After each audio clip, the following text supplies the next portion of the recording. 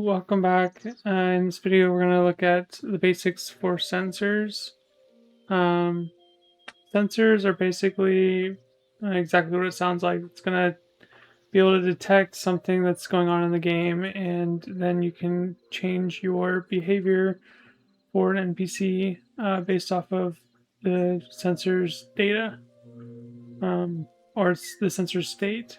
For us, we want to be able to check if we've tamed the inhibit or not, so that if we hit F to tame, we no longer have the ability to hit F to tame again. Right now, we can just kind of spam this because there's nothing telling the game that we've already tamed the niblet. So for that, we're going to create a new sensor, and we're going to call it sensor is tame or something like that.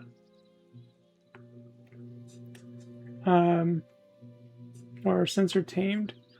So for that, we're going to look at what's already on the niblet and kind of get a refresher for what we already have for the interaction instructions. So right now we have a not sensor checking with not combined with a can interact, meaning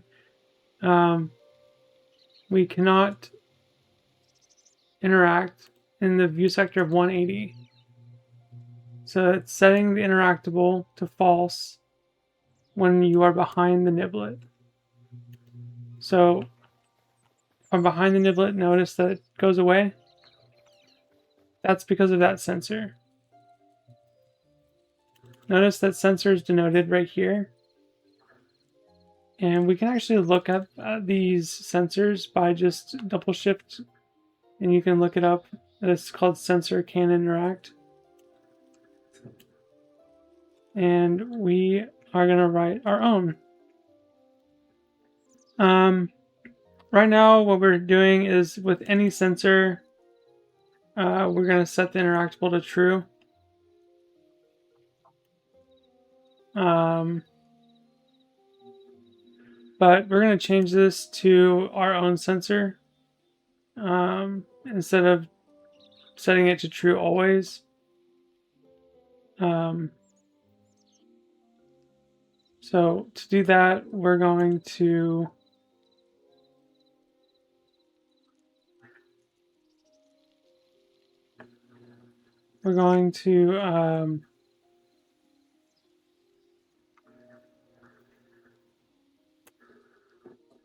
right, so we're going to create our own sensor, call it tamed, and we're going to pass in a variable called is tamed, where we're going to sense whether or not the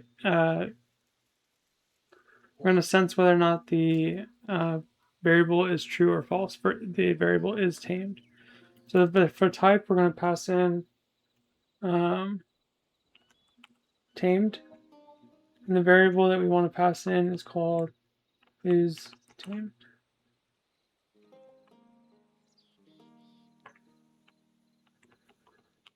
So when is tamed is false,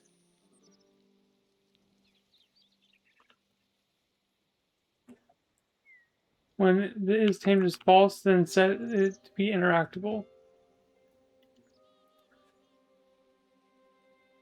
So let's write this sensor.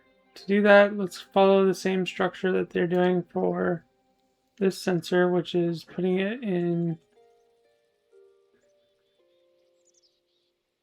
Well, let's just make a folder, call it sensors.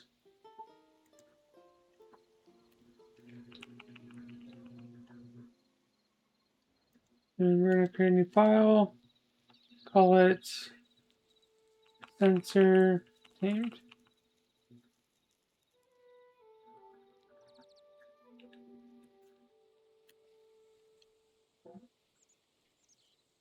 This is going to extend sensor base.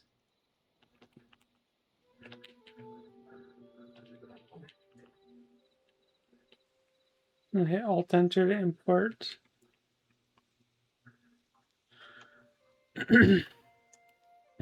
Now I could hover over this and hit implement methods, but sometimes it doesn't implement the methods correctly. like for example, whenever I did that, it gives us this nullable here for get sensor information. And if you notice in our reference, it's not doing that here. So I usually try to avoid doing that, but just keep that in mind. That's something that you do. Same thing with creating constructors. See how it passed in this non-null here? We don't want that. Or wait, that's non-null. We actually do want non-null, but they're actually grabbing the wrong type of non-null. We want the one from JavaX annotations. And then I'm going to hit Alt-Enter to remove those.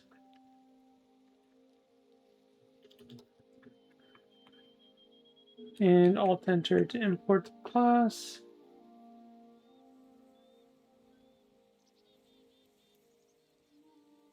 And here's another problem. We're not actually wanting to use the same constructor that's matching the super. We want to make our own constructor. And we're going to reference the builder sensor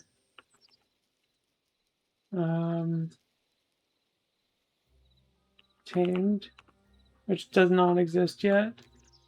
We're going to create that.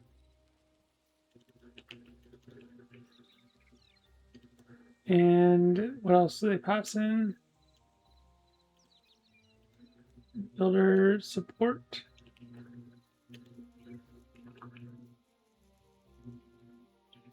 Okay, now let's build this builder really quick so that we aren't referencing nothing.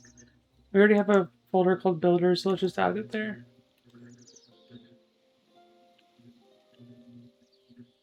And then to reference, let's go here and check the sensor can interact builder. Now it might be a good idea to follow their package structure, like interaction and then have builders here. I think that's probably a good idea, so I would follow their package structure. Just keep that in mind. It's probably best practice to do that.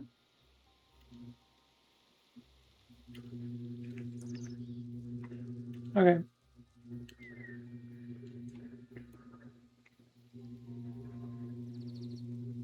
So this builder extends builder sensor base.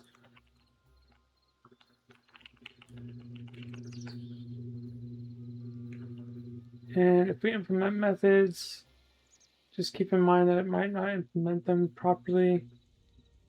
It's going to grab this nullable and take this out.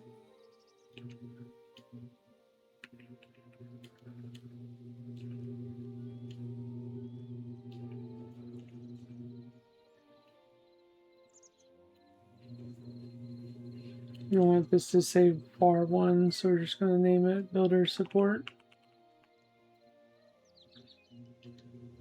And we're following the pattern over on the right.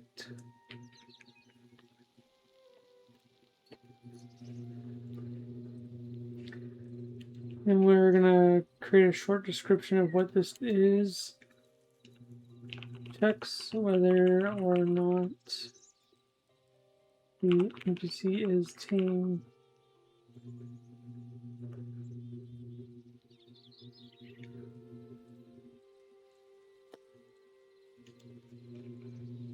And then this get short description. That way we don't have to type it out twice. Plus, we're not going to change the description for the long one anyway, so. Okay, and then in the build method, we're going to return new sensor tamed. Pass in the builder and the support. That's the constructor that we just created, by the way.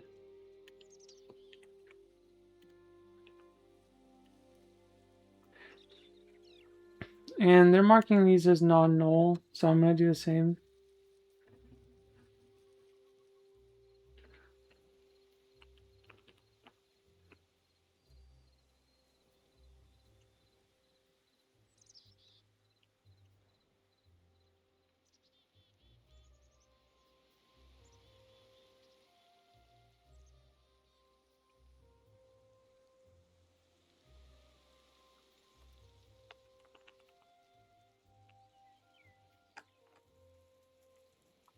Okay, and then we need the most important part, which is the read config. This is pretty similar to the builder that we did in the previous episode for builder action tame. It's actually the definition for what you have in your config file, hence read config. So for us, we called the variable that we're passing in called is tamed. We need to define that in the builder. So to do that, we're going to create a read config method.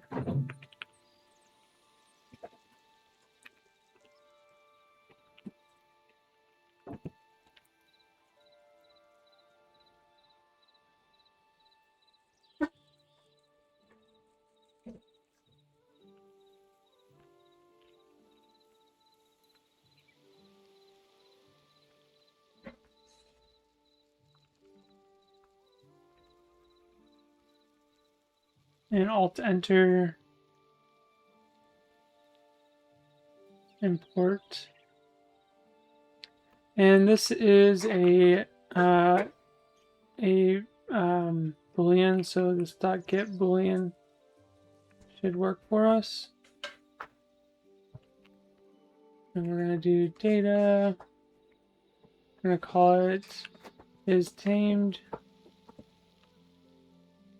this dot, and then we have to define our variable.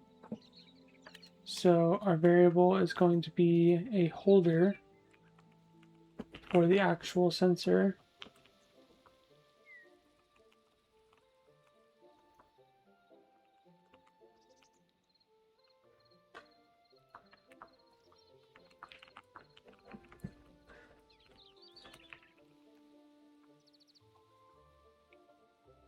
And you can have more than one of these, by the way. You don't have to just have one.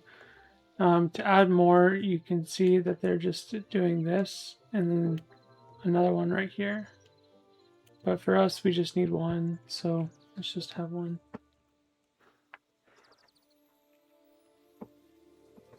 Default value, let's set it to false. And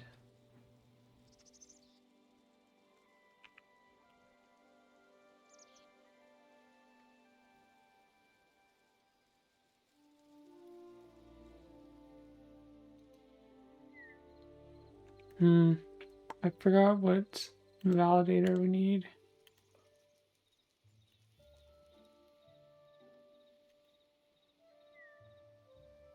Oh, that's right. We don't need a validator. There's two definitions for this this get boolean. One has a validator.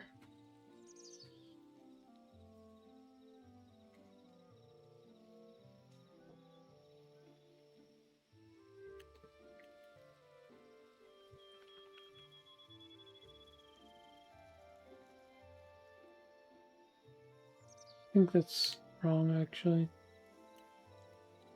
Yeah, that's correct, actually. So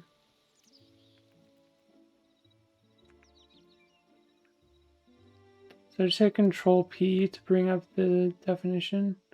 We're at short description. You can see it's kind of highlighted. So for short description, we're going to say what this variable is for.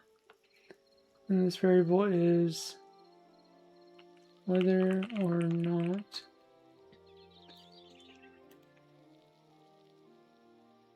this variable is if NPC is tamed or not.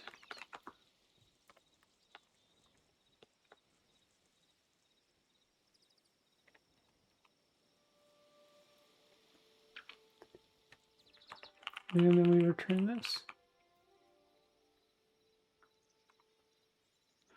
Okay, I think that should be it for the builder. Now let's go into the actual sensor and finish out.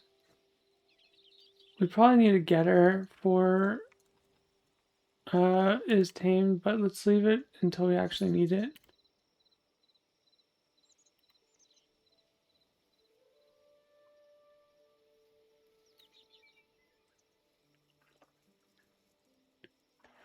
Okay, let's fill out the...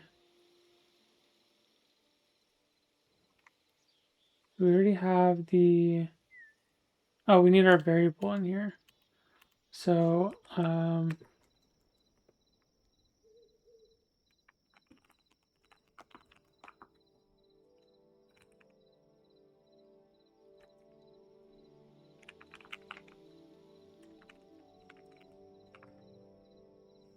then we need to set that here.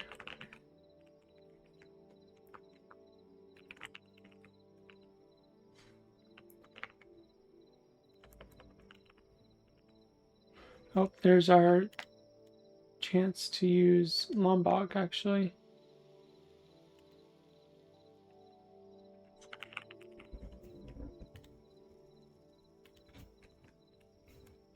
So what this is doing is instead of writing a getter that says get is tamed, like for example,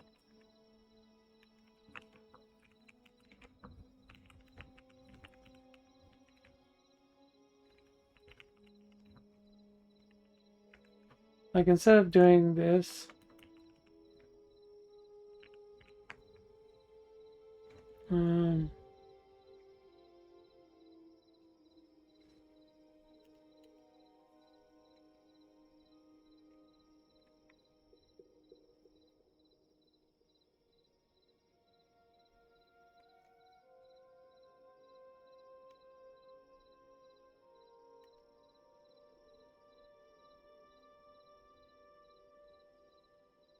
oh, we need, okay, so we can't use Lombok for this actually. We need the builder support to be able to get our execution context. Okay. I'm not really sure what that's for, but let's just follow what they're doing and then we can get this working.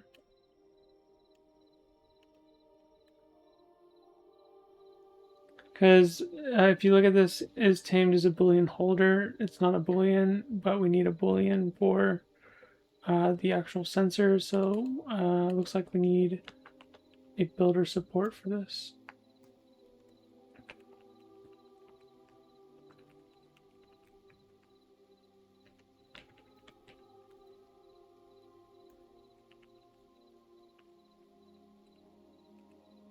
Oh, I see. So to get a boolean, it says execution context, execution context. That means, and that's why the builder support is used, because that's how you get the execution context. I'm sure this is something to do with the fact that this is multi-threaded. I don't know. Maybe not. I don't know.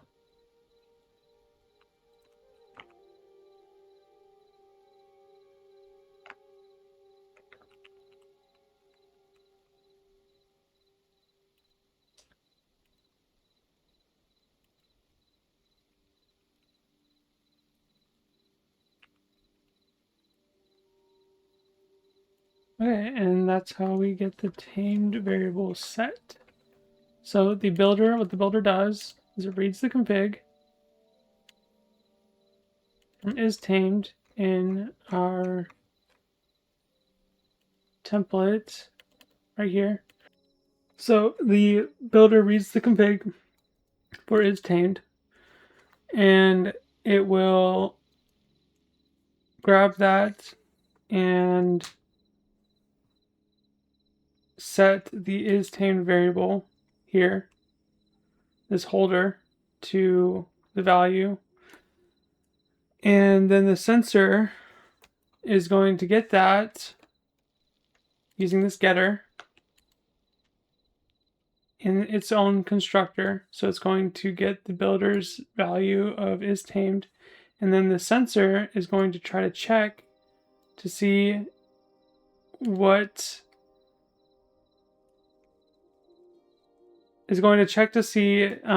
what the data that's stored in the NPC, their variable that's called is tamed, and whether or not it matches what the sensor is looking for. So that's what this function's for, this matches function. This matches function is going to well, let's look at this example. This is looking at, well, this example is kind of complicated, so let's kind of ignore that. Let's look at my example for this finished version of the sensor tamed. So what it's going to do is it's going to see if this dot tamed, this dot is tamed, this expected, this is like the comparable, right? So like if this is false, if is tamed is looking for a false value, then it's going to check what's on the entity. If the entity's value of is tame is also false, it's going to say it's true, and then it's going to run the actions, which the actions are defined in our config. The action would be to set interactable to true. So I hope that makes sense. You're probably wondering, oh, well, how do I get the is tamed variable value from the entity? Well, that's where components come in.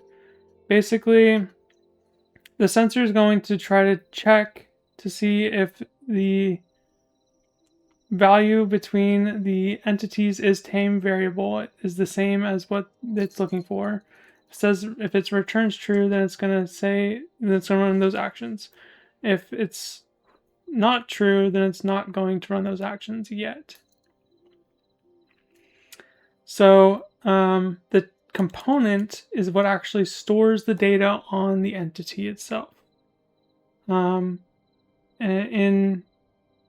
we're going to do this in the next episode. We're going to write the component before we continue with the sensor, because it's required for us to be able to have persistent data stored on the entity. You need a component added to the entity, and the entity being Niblet.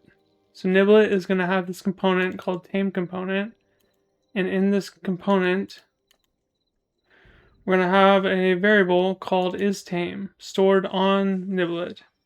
And if isTame is true, the sensor is going to sense that, and it's going to check if it matches what we're trying to sense.